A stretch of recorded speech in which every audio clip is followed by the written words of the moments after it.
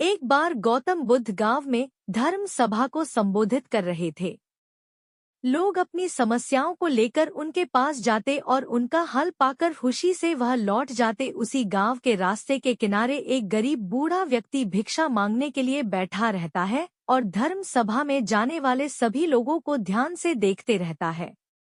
वह गरीब व्यक्ति देखता है कि सभी लोग अंदर तो दुखी जाते हैं, पर जब वापस आते हैं तो बड़े प्रसन्न दिखाई देते हैं। और यह चीजें देखकर वह गरीब व्यक्ति बहुत ही आश्चर्यचकित हुआ। उस गरीब को लगा कि क्यों ना मैं भी अपनी समस्या गौतम बुद्ध को बताऊं, और मन में यह विचार लिए वह गौतम बुद्ध के पास जाता है। जब वह गरीब व्यक्ति वहां पहुंचा तो उसने देखा कि सभी लोग अपनी समस्या गौतम बुद्ध को बता रहे होते हैं और गौतम बुद्ध मुस्कुराते हुए सबकी समस्या हल कर रहे होते हैं। और जब उसकी बारी आई तो उसने गौतम बुद्ध को प्रणाम किया और कहा कि भगवान, इस गांव में सभी लोग खुश और समृद्ध हैं, मैं ही क्यों गरीब हूँ।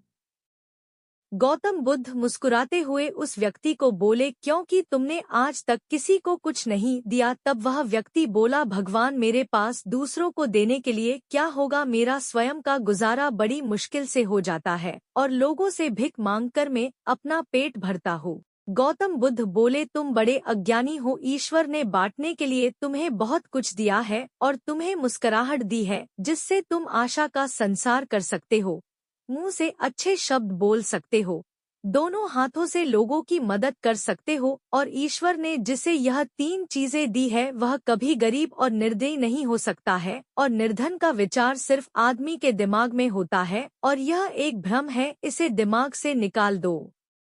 गौतम बुद्ध की यह बातें सुनकर उस व्यक्ति का चेहरा चमक उठता है और वह समझ जाता है कि दुखी और गरीब होना एक भ्रम है, ना कि वास्तविकता होती है। सीख: इस कहानी से हमें यह सीख मिलती है कि हम जैसा सोचते हैं वैसे ही हम अपने जीवन में बनते हैं, इसीलिए अपने जीवन में अच्छे विचार और सोच का होना बहुत जरूरी होता है।